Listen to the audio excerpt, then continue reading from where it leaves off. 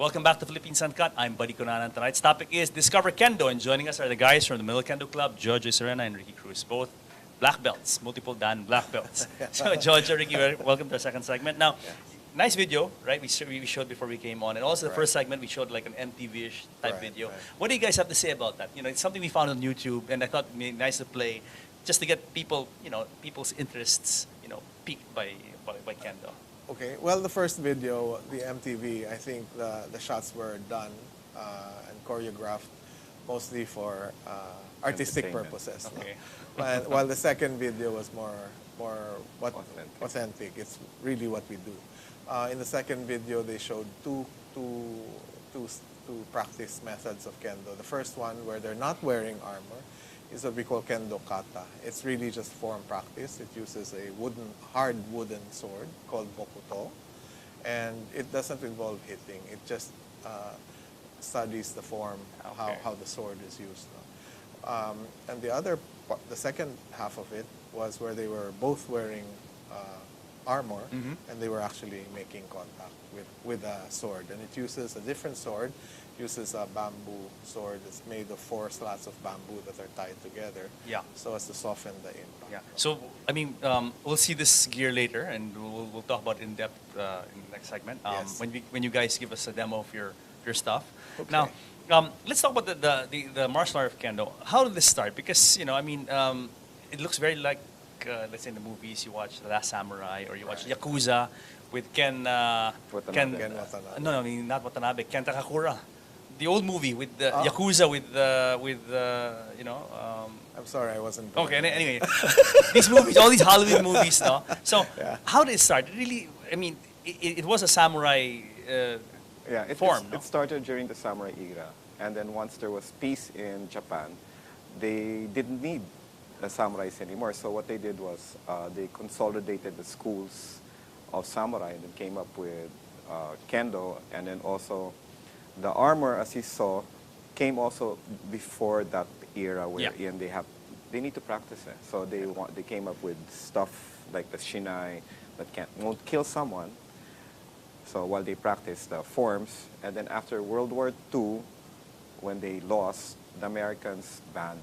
They banned the use of. They banned martial arts. Okay. So they had to go underground. So there was this dying of Kendo for a while.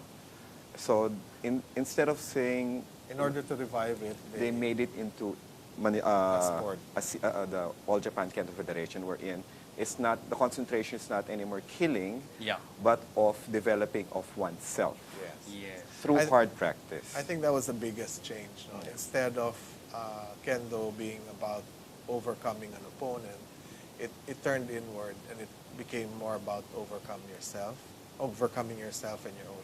Interesting. Before I go into that, so what we're seeing is basically this is how the samurai would.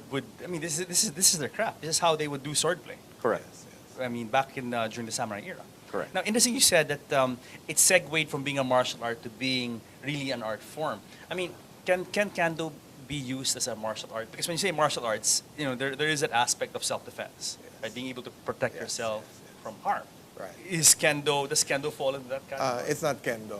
It's called Kenjutsu. Okay. It's a different form, very similar, but it's a different form. And I think there's still some practitioners of that. What's the difference between Kenjutsu and Kendo?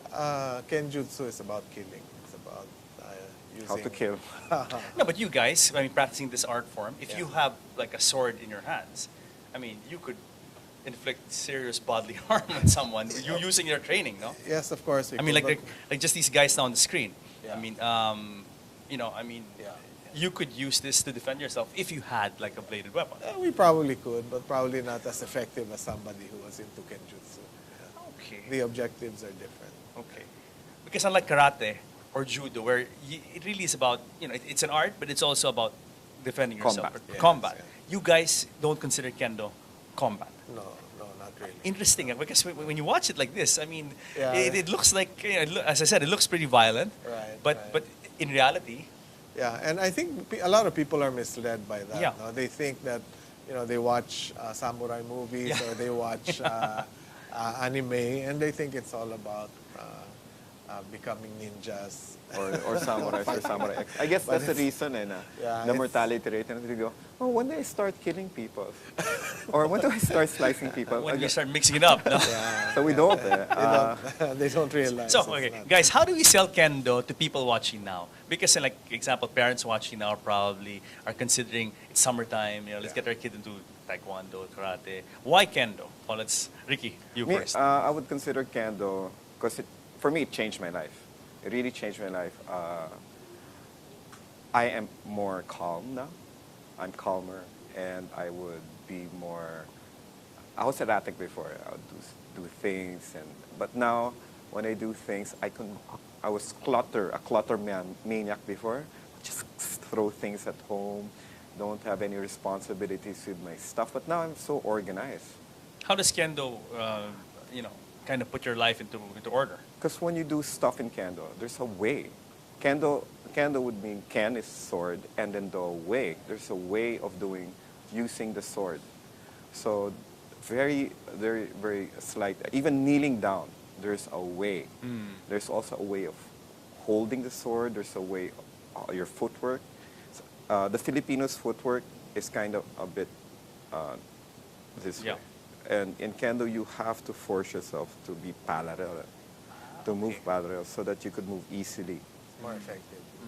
more effective way. Now, I had to change my whole mindset.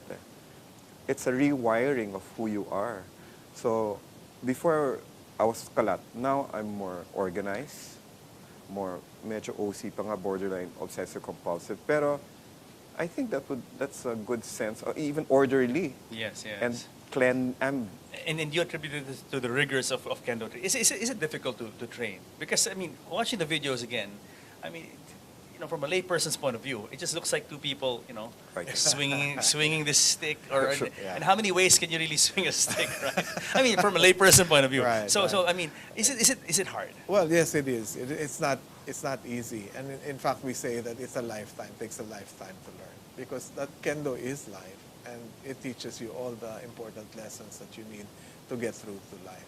So, if you want to ask me about how to sell it to somebody, in the last, we've just had our elections, and you've seen how characters were destroyed left and right. Yeah, they always try to find something bad about you, and because kendo is about character building, what it does is it teaches you to build an impeccable character. So one of the first things you teach is respect. We teach people to be respectful of others. We teach people to be nice to others, and that's the number one social rule, I think. If How do you wanna teach be, that? I mean, you're Well, whacking each other with sticks. How do you teach that? Okay, physically we bow. We bow to everybody. So very ceremonial, a lot of Yeah, ceremony. all that. It's very mundane, but simply bowing is a show of respect. And we bow to everybody. We show respect to everybody. We give value to every life, every person that we meet. Second is how we present ourselves. We're very careful about how we put on our gear, how we put on our uniform. Attention to detail. no? Yes, the bow has to be horizontal. It has to be the bow has to be equal to the take-up.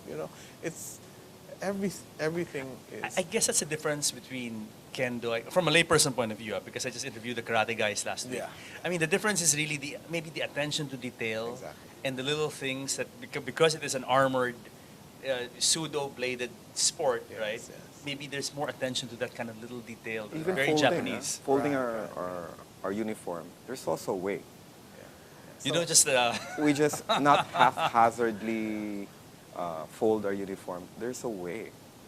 Wow, no, very and Japanese. kendo, literally translated, is the way of the sword, right? By following the principles of the sword, your character will be straight. Aligned, It yeah. will be sharp. Everything is going to be straight.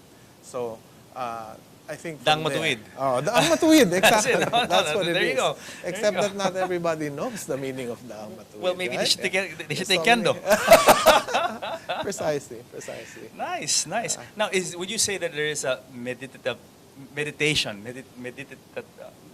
aspect of kendo, like this contemplative Yes, side yes. of kendo? Do you guys have that Oh, yeah. in your ritual? You just Yeah. you just sit down maybe and you just enjoy the silence. Yes, in Get fact, it's touch. one of the most important parts of our practice. Really? Okay. We start every practice by cleaning the floor. Really simple chore. All of you? Right? All Yes. of us. Everybody gets a rag, wets it, and then runs the rag through the floor, the entire length of the basketball. I don't know if any martial art has they that don't do that kind of ritual. Right. Wow. Again, it shows respect for the dojo. It makes sure that everybody's feet are safe. Safe. But more importantly, what it does is it starts your kendo practice by keeping your mind focused. By following that rag, pushing it through the court, your mind is already focused on your practice. After that, then we go into what we call seiza or mokso. We go into a bit of meditation before we start. And what it does is we focus on our breathing, because breath is very important. If you're not getting enough oxygen to your brain, you won't be able to focus. You won't be able to concentrate on what you have to do. So every practice begins with a very short meditation to clear your mind. If you have any problems, throw Throw it it. out, because you need to focus on kendo right now. And then once you've mastered that, once you've mastered clearing your mind, you take that out of the dojo. Everywhere you go, whatever you do, you always have to practice with a clean mind. Galing. Bravo. Very, I mean, very interesting. Again, I mean, speaking from a layperson's point of view, Uh-huh. I haven't talked to any martial art practitioner who this is the first time I'm hearing something like this. Well, now you have. Yeah, very good, very good. Wow. I mean, I feel a lot calmer just talking to you, Jens. Bravo. Ricky? I mean, like, you have anything to add to this whole, contemplative Zen type? Well, again, it's like the more you do it, the longer you do it, the better you become, eventually. And there's no stopping. Some people quit along the way, and they say, it's too much. But actually, if they just continued a little more, just a little more, they would have had it. Yeah. But they quit. Okay, quickly. Who is Kendo for? What is the the best suited personality for Kendo? For me, a person who just wants to learn, easy to learn, who wants to improve himself, him or herself. From there, that person can go anywhere in Kendo. Just having that open mind and the heart to learn. Doesn't matter if you're like 2 left feet. What they say, they have 2 left feet. Yeah. So that's okay. But if that person can change, moldable, he or she can go so far, very far. Good, very good. So guys, hold that thought, because we're gonna pause for a break again, and then All we're right. gonna move over to other set where you guys will we'll talk about your armor and all the the A to Z's of how to get started with Kendo. Okay. All right. So guys, stick around, because more of Discover Kendo when Philippines Uncut returns.